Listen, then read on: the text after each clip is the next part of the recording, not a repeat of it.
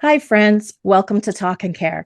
I'm Nancy. Today, we are talking about a topic close to my heart: caring for a loved one with dementia. With me is Alma Valencia. You might know her on Instagram as at Mom Has Dementia. Alma has been caring for her mom with frontotemporal dementia. Dementia has also impacted my family. My dad had it, and my mom also has it. Alma, I am really glad you're doing this with us. Thank you for being here. Thank you for having me. Let's just start with you. Can you tell us a little bit more about yourself and your experience caring for your mom? Yes, well, I am part of what they call the sandwich generation. Um, Here at home, it's my husband, my two kids. My daughter is 14, my son is 26, and mom. Okay, that's a lot. That's a lot.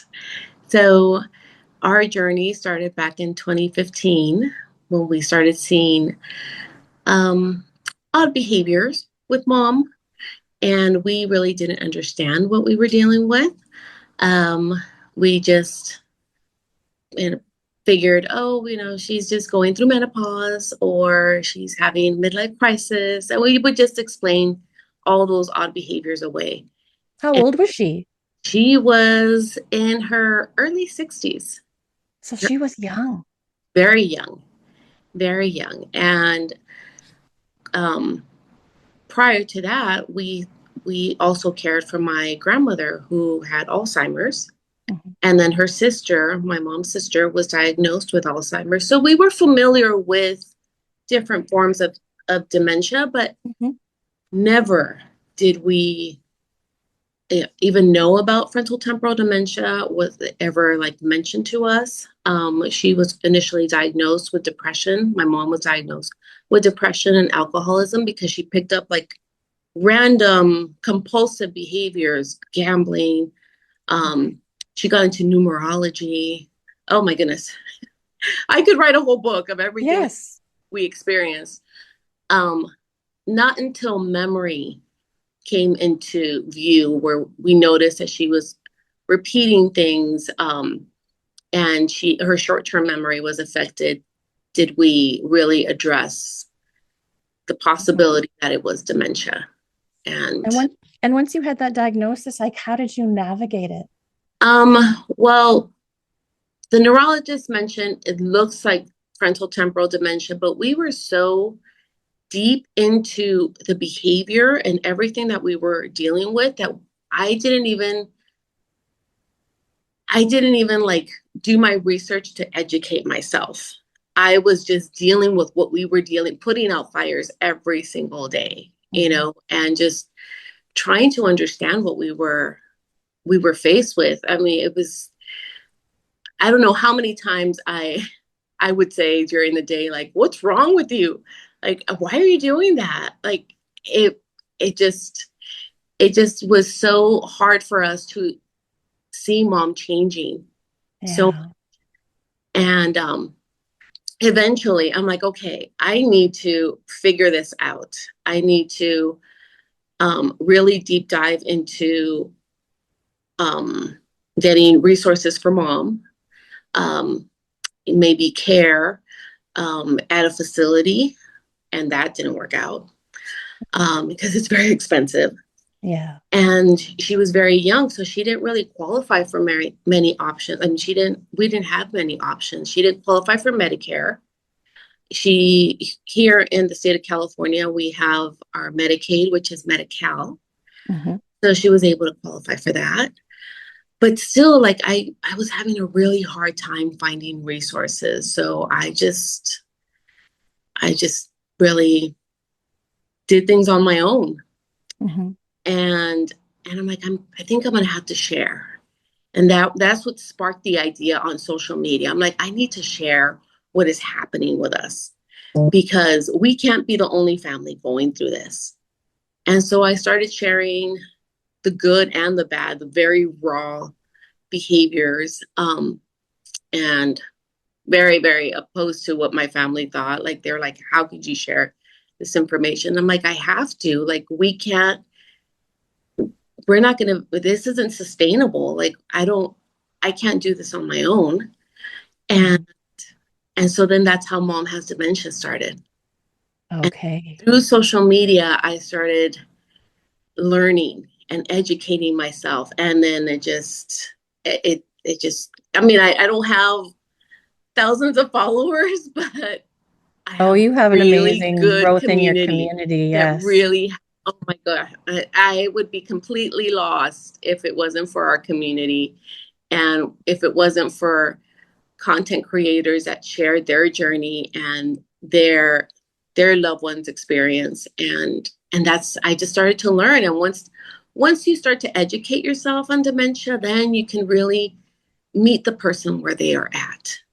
And Exactly. once I learned that, I'm like, okay, I need to meet my mom where she is at. I would always hear like, oh, become part of the world. I'm like, how? I cannot, I would take it at face value. I'm like, I cannot become part of this world. But once I heard meet your loved one where they are at, I'm like, okay, let's see what's surrounding her, what's triggering these behaviors. And so our world just started to Mhm. shift and really cater to mom.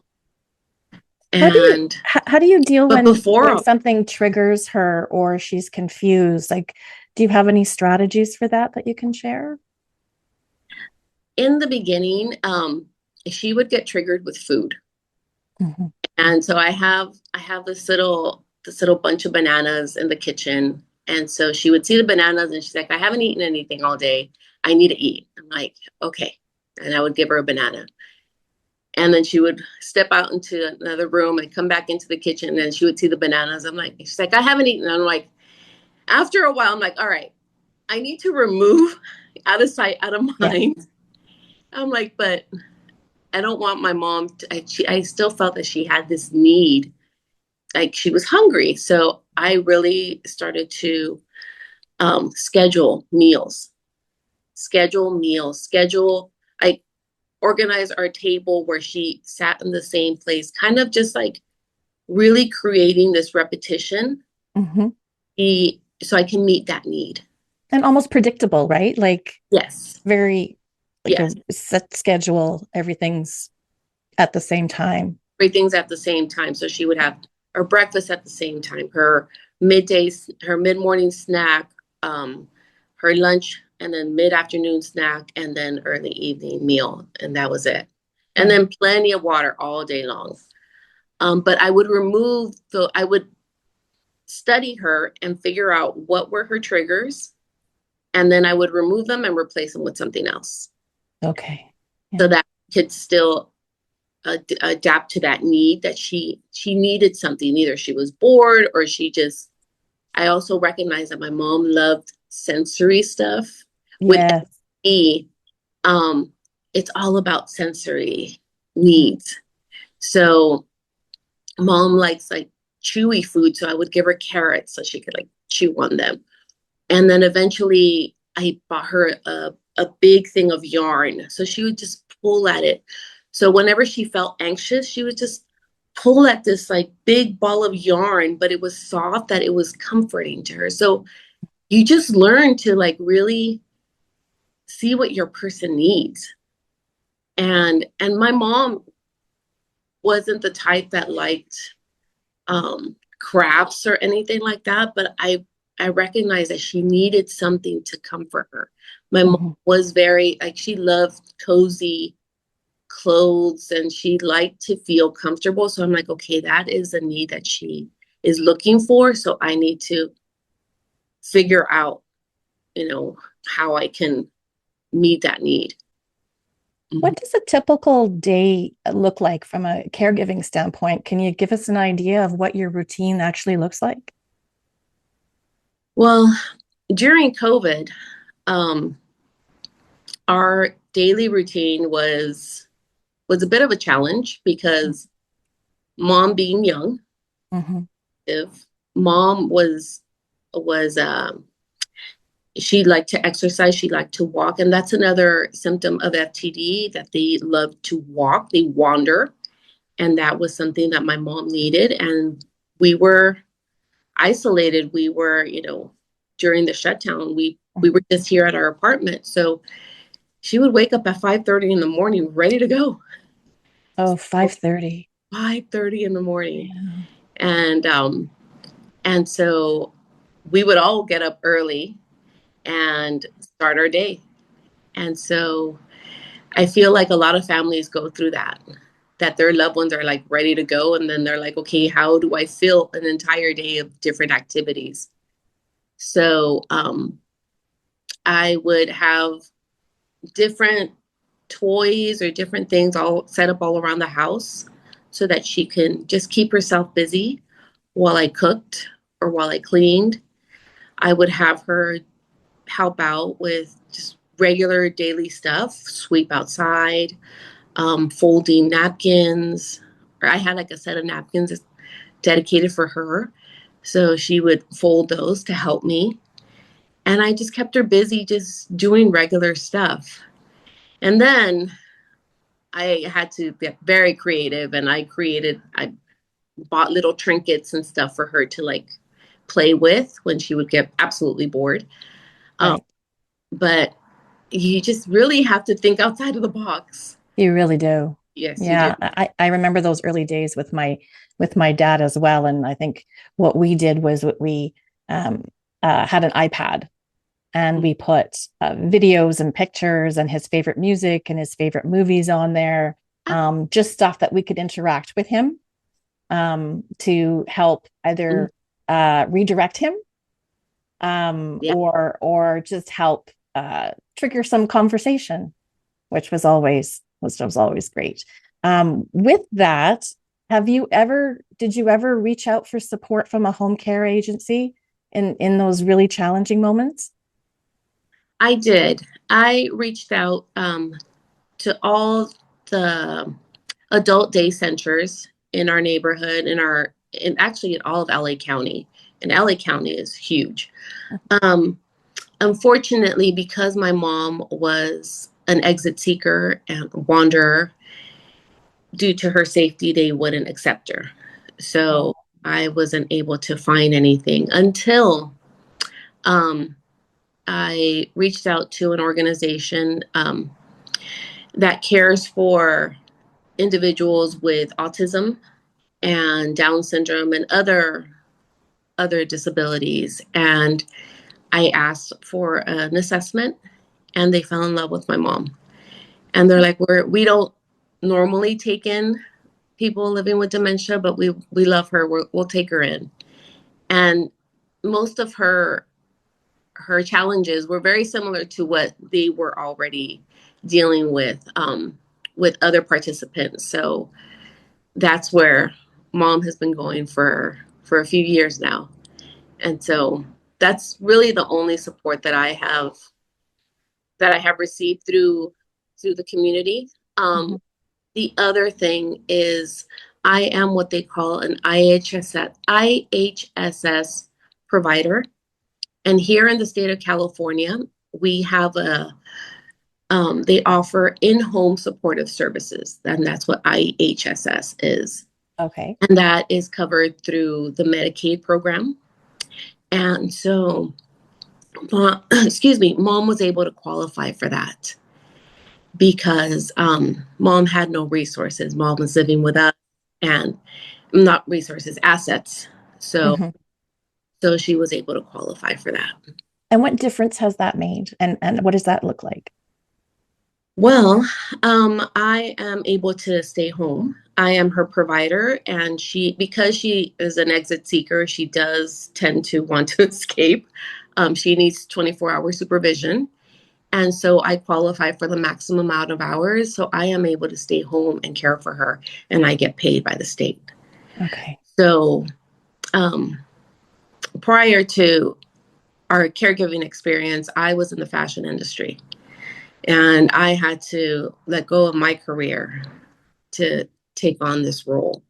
Mhm. And so I tried to balance both work and caregiving for a bit, but it was a It's lot. hard. It's so hard.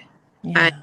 and I really felt like I wasn't giving myself like my 100% self to the company I was working for at the time, I was working for Lucky Brand Mm-hmm. and a technical designer. And I was very passionate about my job.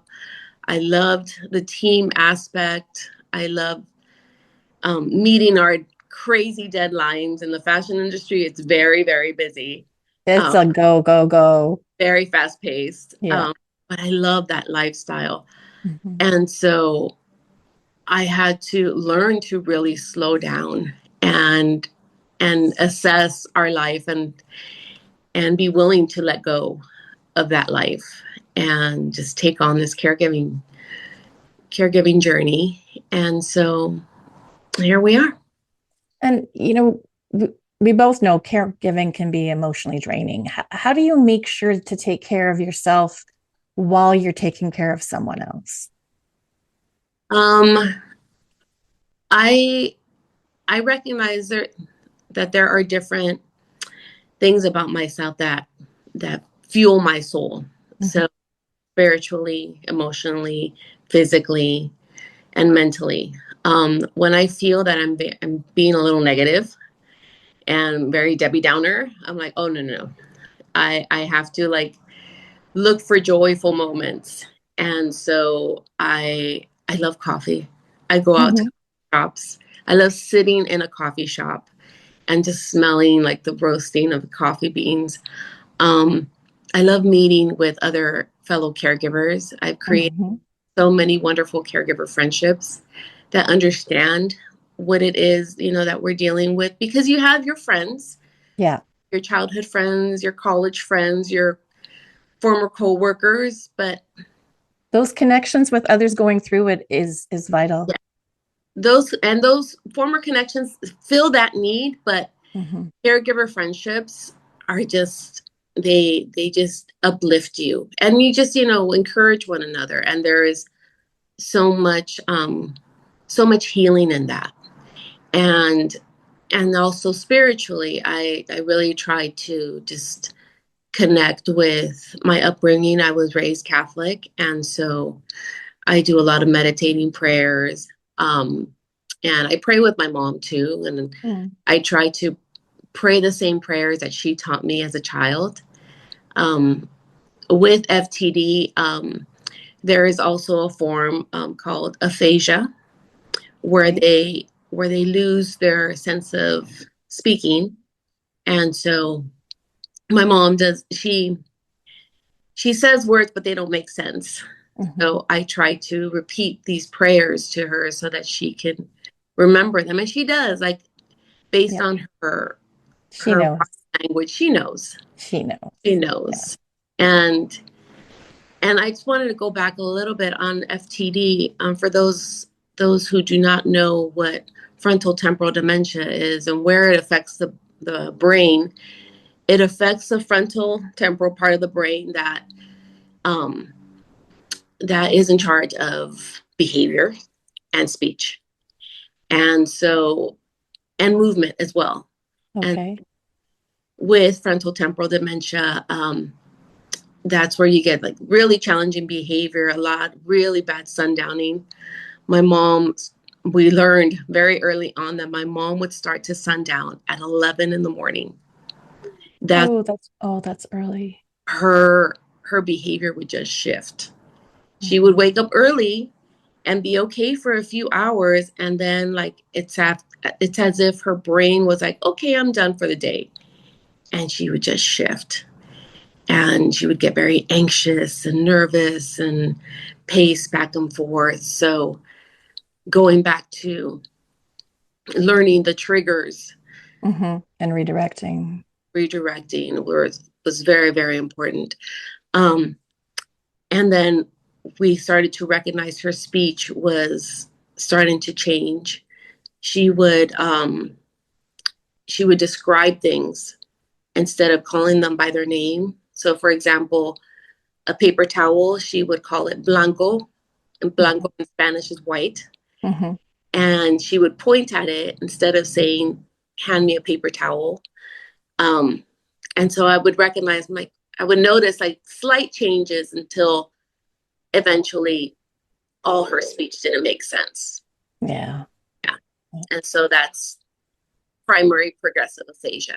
What's one thing you wished you would have known when you first started caring for your mom, if you could go back and do things over again?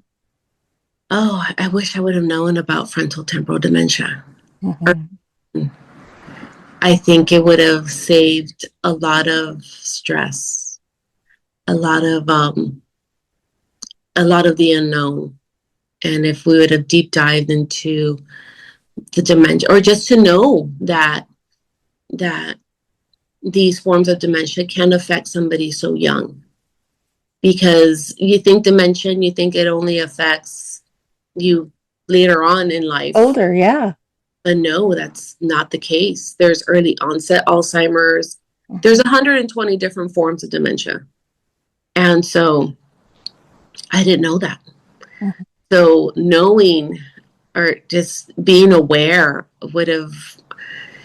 it wouldn't have changed the trajectory that we were already on.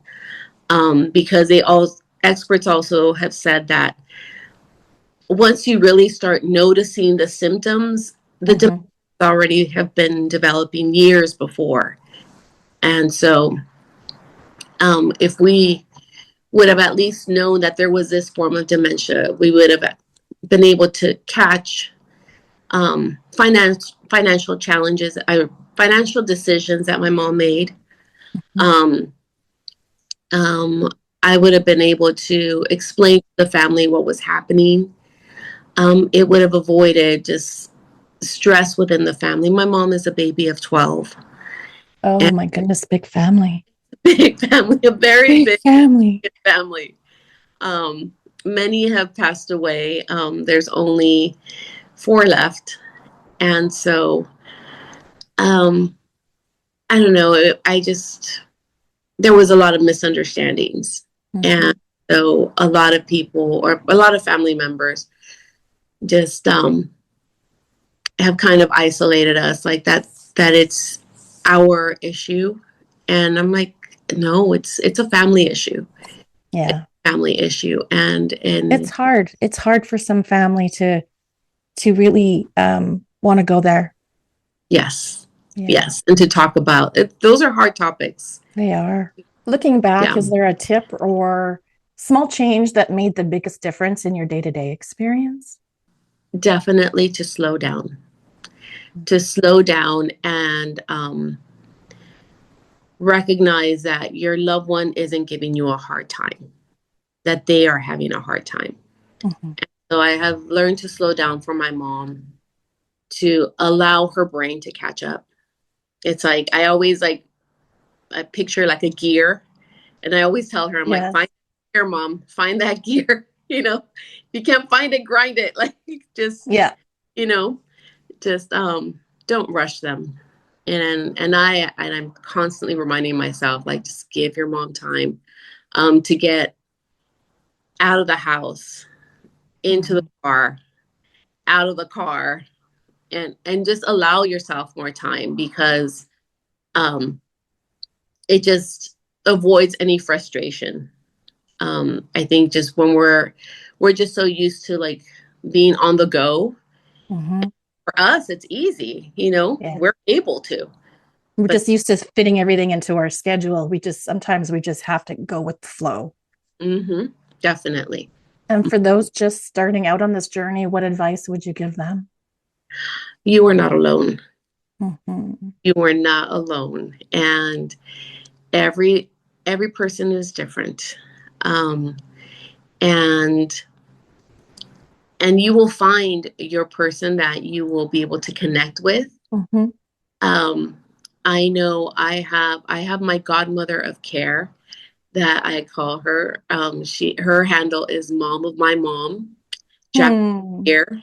She is amazing, and her mom has since passed away a few years ago, very suddenly, and that just shocked the world of caregiving. Mm-hmm. But I remember she was like my person that I imprinted on, like that I was like, oh, my mom does that. Okay, how are you figuring it out? Then I could apply it to myself. Mm-hmm. It just educate yourself, with anybody first starting on the journey, educate yourself. And that way you will see that you're not alone, and you will find your people, you will find your village. Absolutely. You know what I would add to that is don't be afraid to ask for help. Oh yeah. As you said, we don't have to do this alone. Yes. Yes. And also recognizing that the people that you expect will help you may not necessarily be ready, and the help where you don't expect it to come from is amazing. So Mm-hmm. I recently reconnected with a high school friend, and she has been like my guardian angel. She'll stop by and make me like fresh cinnamon rolls, or Oh, she will just, drop off a bag of oranges, just random stuff. And when I need help, I call her and I'm like, hey, can you watch mom for a little bit while I just run to the store? Like just random stuff. And yes, do not be afraid to ask for help. Alma, thank you. I know this is going to help a lot of people. You can find Alma on Instagram at Mom Has Dementia. She has built an amazing community. And hey, if you're in this right now, reach out, find your people. That is the best advice. Find your people. I'm Nancy. This is Talk and Care. Until next time, take care of yourselves. Thank you. Thank you.